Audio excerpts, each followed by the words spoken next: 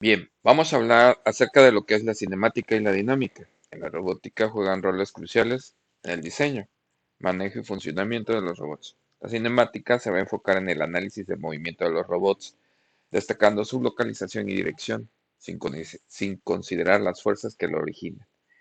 En este análisis es indispensable para programar los caminos de los robots para recorrer.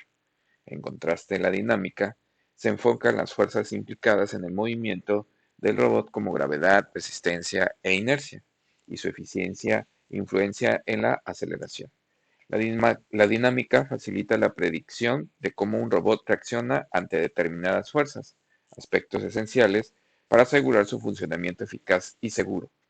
Estas dos disciplinas, cuando se combinan con algoritmos de control, posibilitan la interacción segura y fundamental en campos de la robótica como la manipulación y el desplazamiento y la cirugía robótica.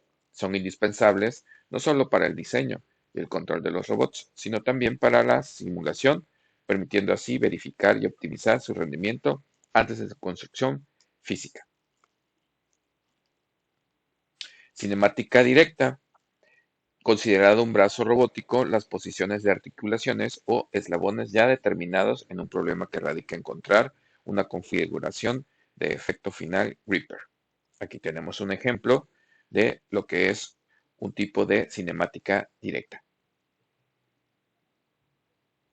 Tenemos en el esquema o en esta figura los movimientos que tiene de libertad y los movimientos que va a hacer que sensorialmente se maneje este tipo de cinemática. De ahí tenemos la cinemática inversa. Se resuelve a inverso, es decir, la posición del efector final está determinada y el problema radica en encontrar ángulos en los eslabones. Cinemática diferencial, el objetivo de esta es encontrar la relación entre las velocidades del punto de interés de control, lo que es X y las velocidades que gobiernan el movimiento del robot considerando como una masa puntual, es decir, sin analizar las fuerzas en que se ejerce sobre el robot. Y aquí tenemos un ejemplo de este tipo de cinemática diferencial.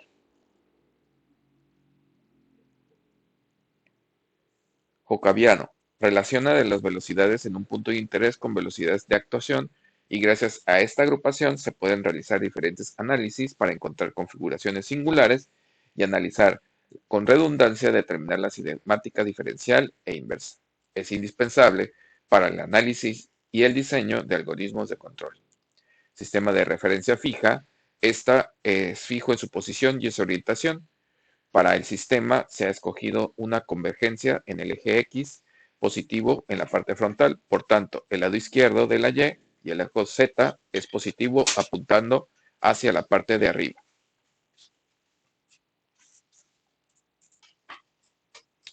Sistema de referencia móvil. Esta fija los ejes del robot con un respecto tanto en posición como orientación. En este caso, se ha escogido un brazo en color amarillo como parte frontal del robot y coincide con el eje E positivo de X y por tanto el lado izquierdo estará en Y positivo y en eje Z en dirección pasiva o positivo hacia arriba.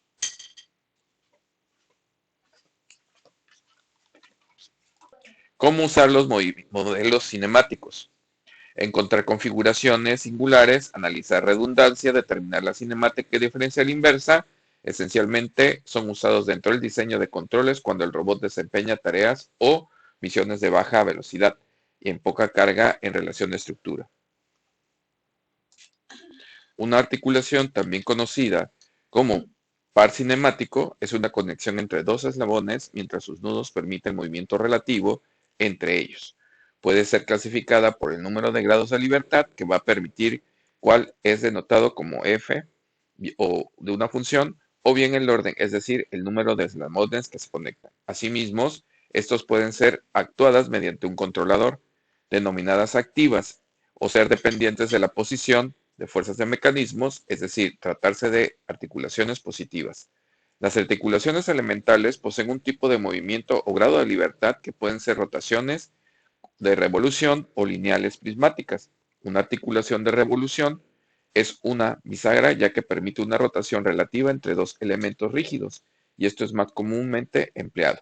Una articulación prismática permite el movimiento lineal relativo de traslación entre dos elementos rígidos o eslabones.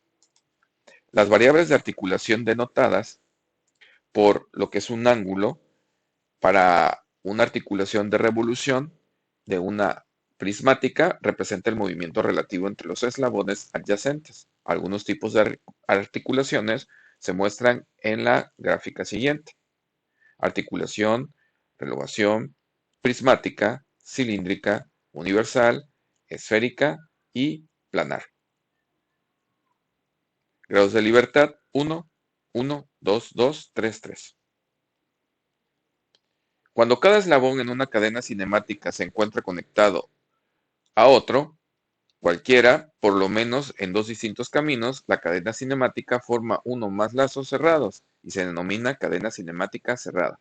Por lo contrario, si cada eslabón está conectado a otro, cualquiera, por este camino, la cadena cinemática se va a denominar cadena abierta. En la cadena cinemática abierta, todas las articulaciones son activas, mientras que en la cadena cinemática cerrada solo algunas, siendo las restantes pasivas. Cuando cada cadena cinemática forma tanto par de cadenas abiertas como cerradas, se tiene una cadena cinemática híbrida. Un mecanismo puede definirse como una cadena cinemática que posee un eslabón rígidamente unido a un sistema de referencia denominado base o tierra. En un mecanismo, uno o más eslabones van a asignar como entradas. Como estos se mueven, todos los demás se moverán de acuerdo a las limitantes impuestas por las articulaciones y así un mecanismo va a transmitir movimientos, fuerza o torque a través de sus eslabones. Un mecanismo puede ser planar o espacial. En un mecanismo planar, el movimiento de eslabones está restringido a un plano o planos paralelos. En uno espacial, sus diversos eslabones pueden moverse a diferentes direcciones en el espacio. Una máquina es una colección de mecanismos usados en conjunto unos con otros, componentes eléctricos, hidráulicos o neumáticos, para transformar la energía externa en un trabajo útil. Un mecanismo por sí mismo no es una máquina. Así un robot es una máquina controlada, formada por lo menos por un mecanismo, el cual consiste en eslabones conectados mediante articulaciones de cadena cinemática soportada por una base. Y aquí tenemos, por ejemplo, la base, la articulación, el eslabón, la articulación 2, la articulación N, el eslabón N, la articulación N más 1. Uno de los eslabones corresponde al elemento terminal, el cual manipula los objetos para realizar tareas de montaje. El objeto de control es posicionar y orientar dicho elemento terminal, pues en este el encargado de interaccionar directamente con el entorno del robot. Movilidad. El número de tipo de articulaciones determina los grados de libertad del mecanismo, abreviados como GDL o DOF, en inglés Drift of Freedom. Los grados de libertad se relacionan directamente con su movilidad. En la descripción del movimiento de las estructuras o de los objetos, un grado de libertad es uno de los varios componentes ortogonales que se pueden usar para caracterizar completamente el movimiento. Por ejemplo, un objeto libre en el espacio tiene 6 grados de libertad diferentes y se puede trasladar en 3 dimensiones mutuamente perpendiculares y girar en torno a 3 ejes, también perpendiculares. Cualquier del movimiento, no importa qué tan complejo sea para resolver esos movimientos básicos. En cuanto a un mecanismo, un grado de libertad es cada uno de los movimientos básicos, ya sea giratorios o de desplazamiento, independientes que la articulación permita efectuar entre los eslabones de cada cadena. Así, el número de grados de libertad de la estructura viene determinado por los grados de libertad por las articulaciones. Es posible calcular los grados de libertad para un mecanismo mediante una síntesis numérica. Primero debe reconocerse que un cuerpo rígido libre en el espacio tiene 6 grados de libertad y deberán conocerse 3 desplazamientos lineales y 3 rotacionales angulares para determinar su posición en el espacio. De aquí que n cuerpos sin restricciones de movimiento tendrá 6n grados de libertad. Ahora, Con el fin de transformar los cuerpos en un mecanismo, será necesario fijar uno de ellos en tierra y conectarlos por medio de articulaciones. Ambas operaciones reducen el número total de grados de libertad y al fijar uno de los eslabones se eliminan 6 grados de libertad. De aquí que la movilidad se reduzca a 6n-1. Además, cada articulación reduce la movilidad, 6 menos la función, en donde la función es el número de grados de libertad de la articulación particular. De esta forma, J articulaciones en total, en la movilidad M se va a transformar en la siguiente ecuación. Dicha expresión es válida sin modificación alguno con varios eslabones, sean los que sean fijados a tierra, y no solo dado es posible considerar que estos en conjunto son solo un eslabón.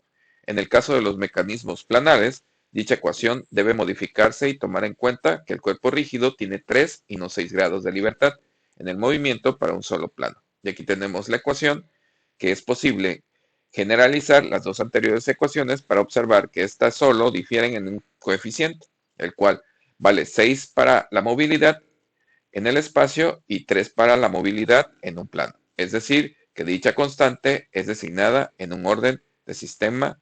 Entonces, la anterior ecuación es conocida como el criterio de movilidad de Gullberg-Kutzbach, la cual es válida siempre y cuando las limitantes impuestas por las articulaciones sean independientes unas de otras y no involucren redundancias.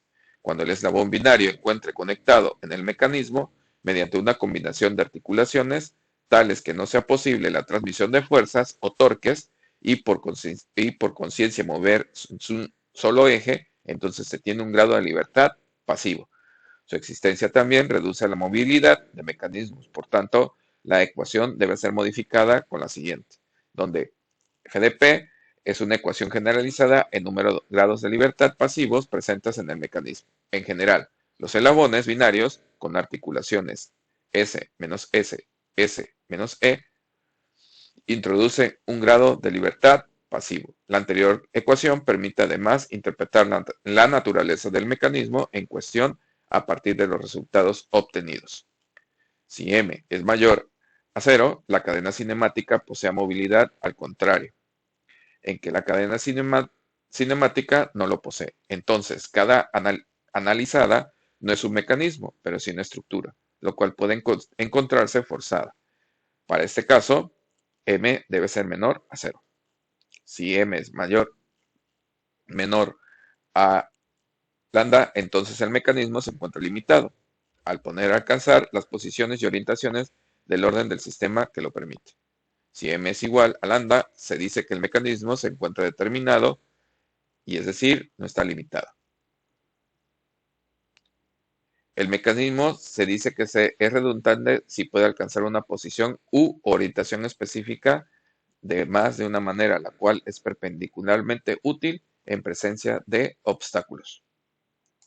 Una vez que un sistema de coordenadas es establecido, es posible colocar en cualquier punto mediante vectores la posición 3x1, los cuales deberán estar etiquetados, dado que frecuentemente se establecerán varios sistemas de coordenadas en adición del sistema de coordenadas universal, y es preciso designar con respecto a qué sistema definimos. Para ello empleará la notación usada por el autor Craig, que consiste en colocar un subíndice previo al vector, el cual indique el sistema que pertenece. Por ejemplo, un vector en posición que pertenece al sistema de coordenadas y sus componentes pueden ser pensados como proyecciones del vector sobre los ejes ortogonales definidos en los vectores unitarios, donde el subíndice indica que estos definen a dicho sistema de coordenadas.